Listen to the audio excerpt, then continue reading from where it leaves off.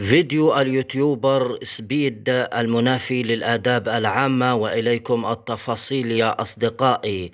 حيث تداول رواد مواقع التواصل الاجتماعي خلال الساعة القليلة الماضية مقطع فيديو منسوب لليوتيوبر سبيد وهو يقفز قفزات أثناء البث المباشر، ولكن يا أصدقائي ظهرت حركات لا أخلاقية منافية للآداب العامة ومنافية للعادات والتقاليد.